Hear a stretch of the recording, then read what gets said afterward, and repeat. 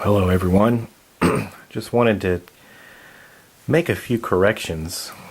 This is related to me somewhat overpowering the wolf during its action. A couple of things.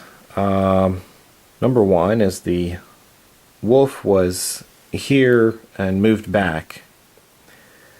It came around and charged up this way and made its attack, and its attack was successful. However, the wolf needs combat advantage in order for its attack to knock its victim prone. And the wolf did not have combat advantage with that particular attack. Personally, I think I was a little confused back with Castle Ravenloft. There is a wolf, and when it attacks, it knocks you down.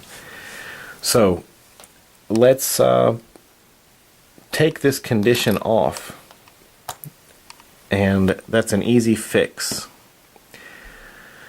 The other thing was when the wolf charges. After the wolf completes its attack, according to the rules for charge, you're not allowed to take any additional actions.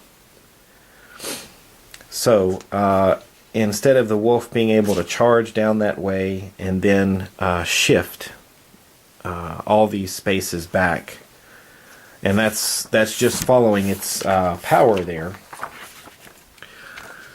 As we see with the wolves, the effect of this power is that it can shift 4 squares.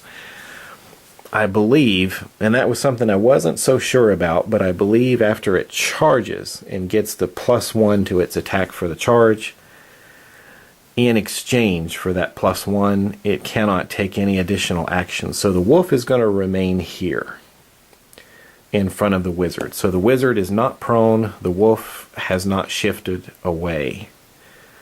So I believe that will correct that situation. And one word on the wizard's daily power here.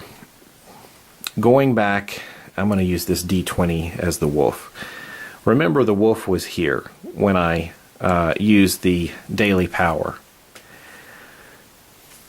The specific wording of this daily power is that after the initial fire, and the wolf suffered damage from the initial fire, you only take additional fire damage if you enter into that zone or stop your movement there. So if we had not slid the wolf out, if we had kept the wolf in the fire, he would not have taken extra damage, because he has neither entered nor ended his movement there. When it's his turn, he's going to run out.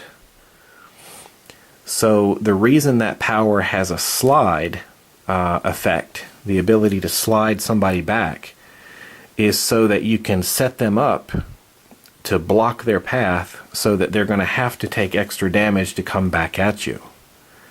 Or at least it's going to slow them down to come back at you.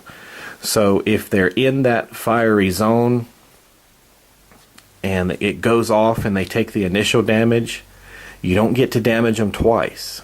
When it's their turn again, they don't take extra damage if they move through it. They're already suffering that damage. You don't get to damage them twice. So they have to either go back in it a second time, or they have to make a move and stop and stay in that zone to take the damage. So that's why the wolf was pushed out, so that if the wolf needed to go back in there, he would suffer additional fire damage. So I just wanted to make that point clear. That's clearly worded in the power. All right, I think that sets us up now, and we're ready to continue with the cleric.